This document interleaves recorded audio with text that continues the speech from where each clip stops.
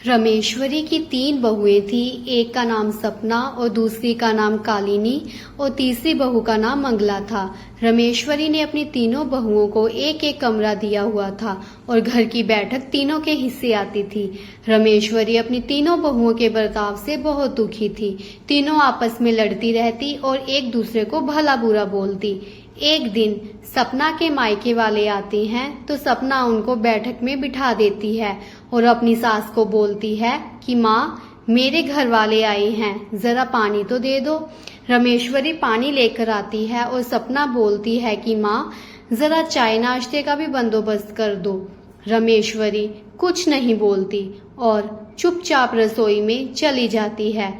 मंगला और कालिनी अपने कमरे में से छुप छुप कर बैठक की तरफ देखती हैं और कालिनी सोचती है कि मैं भी अपने मायके फोन कर दूं, मेरे मायके वाले भी आ जाते हैं और मेरी सास उनकी सेवा में लगेगी।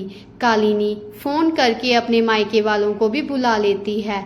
जब सपना का पति रसोई में जाता है तो अपनी माँ से पूछता है कि माँ, आप क्यों काम कर रही हो? तो आगे से माँ बोलती है कि बेटा, मुझे सपना बहू ने कहा है। सपना के मायके वाले अभी जाने ही वाले होते हैं कि इतने में कालिनी के मायके वाले आ जाते हैं। तो सपना कहती है कि कालिनी, तुमने मेरी तरफ देखकर ही अपने मायके वाले बुलाए हैं। तो कालिनी बोलती है कि मेरे घर वाले हैं, मैं जब मर्जी बुलाऊं। कालिनी भी अपनी सास को बोलती है कि माँ, जरा पानी लेकर तो आना, मेरे मायके वाले आए हैं। रमेश्वरी पानी लेकर आती है और उनकी आवभगत करती है। रोज रोज रमेश्वरी की बैठक में कोई ना कोई आया रहता और मेहमानों का तांता लगा रहता। एक दिन मंगला बहू ने सपना और कालिनी को बोला कि एक दिन सब बरामदे में झाड़ू लगाएंगी। तो दोनों बोल पड़ती हैं कि हम नहीं लगाएंगे। तो मंगला कहती है कि फिर माँ बरामदे में झाड़ू लगाएंगी। इतने में घर का बड़ा बेटा आता है और बोलता है कि मेरी माँ झाड़ू नहीं लगाएगी और ना ही कोई काम करेगी। तो तीनों बोल उठती हैं कि फिर एक काम करने वाली नौकरानी ही रख लो। तीनों आपस में लड़ना शुरू हो जाती हैं। सपना पढ़ी लिखी थी, वे मंगला और कालिनी जो अनपढ़ थी उनको बोलती है कि जो मेरे हिस्से का काम करेगा मैं उसे अपने शहरी कपड़े दूंगी। मंगला और कालिनी सपना के हिस्से का काम करना शुरू कर देती हैं और मंगला कालिनी को कहती है कि तू रसोई का काम कर ले, तब तक मैं पशुओं को चारा डाल कर आती हूँ। रात को जब मंगला और कालिनी घर का सारा काम खत्म कर लेती हैं तो सपना के पास जाती हैं और बोलती हैं कि हमारे कपड़े दो।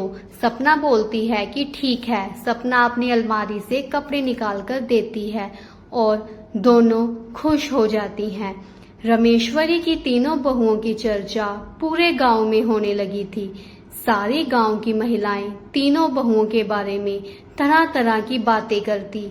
एक दिन सपना की गांव की किसी बहू के साथ लड़ाई हो गई। गांव की सारी महिलाएं सपना को भला बुरा कहने लगी। ये देखकर कालिनी और मंगला को बुरा लगता है कि चलो हमारी सपना से नहीं बनती, पर आज उसके साथ अच्छा नहीं हुआ, हमें उसकी मदद करनी चाहिए थी।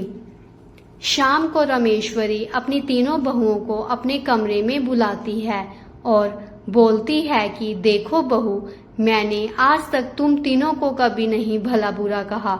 आज जो सपना के साथ हुआ वे मुझे भी अच्छा नहीं लगा। तब रमेश्वरी ने सपना को थप्पड़ मारा तो दोनों बहुएं अपनी सास पर टूट पड़ी।